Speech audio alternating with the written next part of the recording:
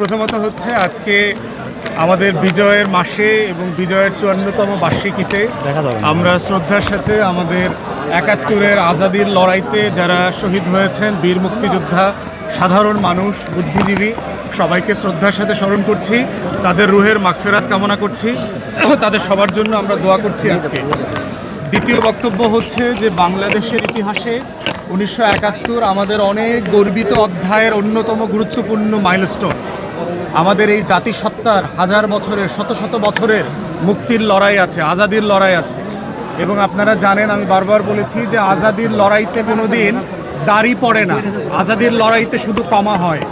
কোনো জাতি কখনো বলতে পারবে না যে আমার এটাই মুক্তির শেষ লড়াই।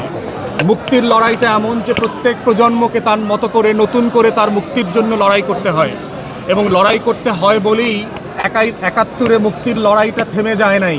সাম্য, মানবিক মর্যাদা, সামাজিক সুবিচারের ভিত্তিতে যে একটা বাংলাদেশ গড়বার আমাদের লড়াই শুরু হয়েছিল, সেই লড়াইয়ের অনেকগুলো ধাপ পেরিয়ে গত বছর আমরা দেখেছি একটা গণ অভ্যুত্থান হয়েছে। বদরুদ্দিন ওমরের ভাষায় ভারতবর্ষের ইতিহাসে এত প্রাচীন এবং এত সমৃদ্ধ গণ অভ্যুত্থানের ইতিহাস কোথাও নাই। আর যদি পৃথিবীর ইতিহাস ধরেন, জেনজি পরিচালিত পৃথিবীর ইতিহাসের সবচেয়ে প্রথম এবং প্রধান গণ অভ্যুত্থানের জন্ম দিয়েছে হচ্ছে বাংলাদেশের তরুণরা। তাই আমরা ২৪-এর শহীদদেরকেও আজকে শ্রদ্ধা ভরে স্মরণ করছি। তারপরের কথা হচ্ছে বুদ্ধিজীবীরা বাংলাদেশ এবং প্রত্যেকটা জাতিকে পথ দেখায়, গাইড করে। আমাদের প্রশ্ন হচ্ছে, যেই বুদ্ধিজীবীরা আমাদের আজাদির লড়াইতে জীবন দিয়েছিলেন, তাদের মতো করে কি আজকের বুদ্ধিজীবীরা আমাদের দেশের পক্ষে দাঁড়াতে পারছেন কিনা?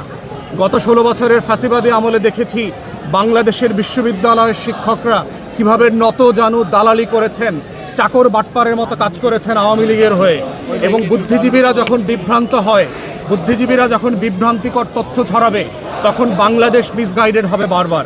তাই আজকে যারা শিক্ষক সমাজ আছেন, যারা বুদ্ধিজীবী আছেন, সুশীল সমাজের সদস্যরা আছেন, তাদের কাছে আমরা আহ্বান করছি যে আপনারা আপনাদের ঐতিহাসিক দায়িত্ব পালন করবেন। আহমেদ ছফার ভাষায় মতো করে আপনারা নতুন করে আজাদির জন্ম দিবেন। আজাদির কপালে দাসখত লিখে দেবেন না, আধিপত্যবাদের কাছে মাথা নত করবেন না। বদরুদ্দিন ওমর, আহমদ ছফাদের পথ ধারণ করে বাংলাদেশে বুদ্ধিভিত্তিক ইতিহাস তৈরি করবেন, যেন এই দেশটা আজাদির লড়াইয়ের ধারাবাহিকতায় স্বাধীন থাকে। শরীফ ওসমান হাদির মতো এই ধরনের জাতীয়তাবাদী দেশপ্রেমিক মানুষকে যেন গুলিবিদ্ধ হতে না হয়, বাংলাদেশের ইতিহাস যেন বদলে না যায়, আমরা যেন আজাদির লড়াইটা চালিয়ে যেতে পারি, এই আকাঙ্ক্ষা এবং আহ্বানই হচ্ছে আজকের এই দিবসে আমাদের সবচেয়ে বড় ডাক এই জাতির কাছে।